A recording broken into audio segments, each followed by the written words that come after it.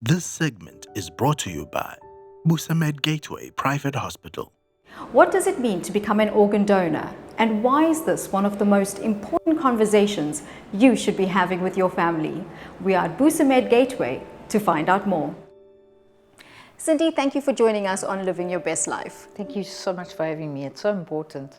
Can you tell me, what is your role at Busamed? So I'm the heart and lung transplant coordinator here at Gateway Private Hospital, and I look after organ and tissue donation for the Busamed group. What does it take to become an organ donor? It's so simple. You just have to tell your family your wishes. Have the discussion. There's a lot of groups at the moment that are advocating becoming organ donors. You can register with the Organ Donor Foundation of South Africa. But before all of that, have the conversation. It's part of your end-of-life wishes. And it is something we try and avoid. But do you want to help somebody else once you're gone? What about somebody that's still living? Can they become an organ donor? Absolutely. There's many organ donors out there because, well, organ and tissue, because blood donation forms part of it. The other thing, and it's been in the press a lot lately, is that of bone marrow donation. You can also donate a kidney, you can donate bone, and there's a new program on the go that we're hoping will be in our future, and that's a living lung donor. Wow, explain that to us. So what happens is you take 2 or 3 relatives, and a lung is made up of 3 parts on the right and 2 on the left, and whoever is a suitable match would donate 1 part of their lung, and we build one. Wow, that's amazing. Yeah, it is amazing. I'm Sunny Liebenberg. I'm 70 years old and I had a heart transplant 18 years ago. I was waiting for a year for a heart. I had a Coxsackie B virus that attacked my heart muscle.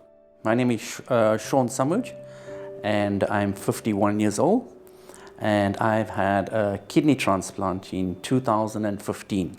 My name is Selva Kiston. I'm a 61-year-old male, and I've had a heart transplant on the 31st of March 2016. And when I heard about this thing about having a transplant, it scared me quite a bit. But thank the medical fraternity, they had Cindy Goldie, together with a companion, Belinda Molman, who was counseling people at that time in regards to organ transplant. We provide a service to these families. There's counseling, there's guidance. We help them answer their questions, regardless of donation. But if it's your wish or it was your loved one's wish, fulfill it. They're going to improve the life of somebody else. What would happen if I had a pre-existing medical condition? Would I be able to donate an organ? Yes, and in fact, 5-10 years ago, if you had cancer and you passed away, you wouldn't be able to donate. That's now a thing of the past. Most patients, they'll get considered on a one-on-one basis and either eliminated from there. Just recently, we used an 86-year-old's corneas to save a youngster who had damaged his eye. His brother was playing and poked him in the eye with a stick, and he was at risk of losing his eye. They used the 86-year-old's cornea, and the eye is doing fine. And they'll leave it until it doesn't work anymore, or it fails, and they'll replace it. We spoke earlier about the HIP project. Yes. Tell me more about that. I'm so excited about the project.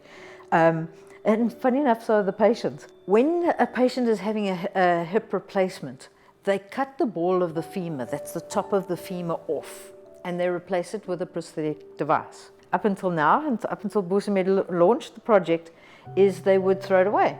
It goes to the medical waste. We're asking, please don't throw it away. Please donate it. So if you're then going in for a neck fusion, or you've got a very bad break that's not healing, and they need a bone donor, and they're not going to use your own bone, they use these chips, cement, blocks, all different shapes to help repair that bone.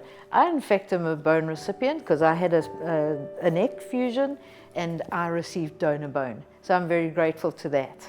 It's changed my life. It's allowed me to do everything that a normal person does. Before, I used to look at it and said, if I reach 55, I'll be very happy. But now, now you're looking at 70, you're trying to keep active and making sure that I look after the kidney that was donated. You know, you can save 7 lives.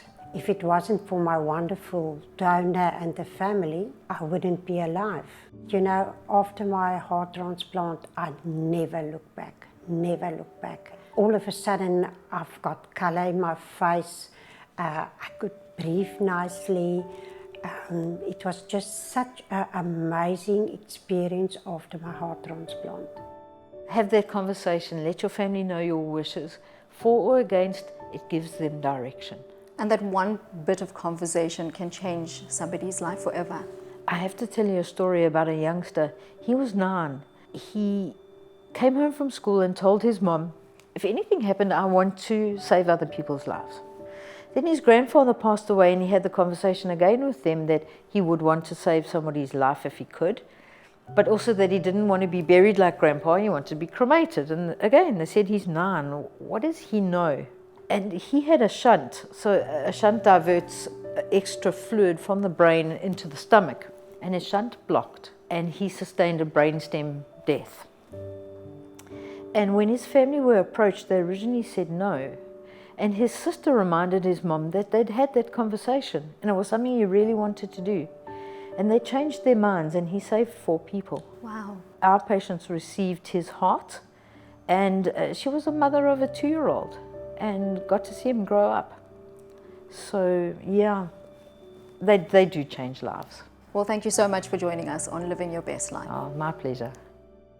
Busamed Gateway Private Hospital, the first purpose-built surgical and cardiac hospital in KZN. Visit busamed.co.za. Busamed, premium care, personal touch.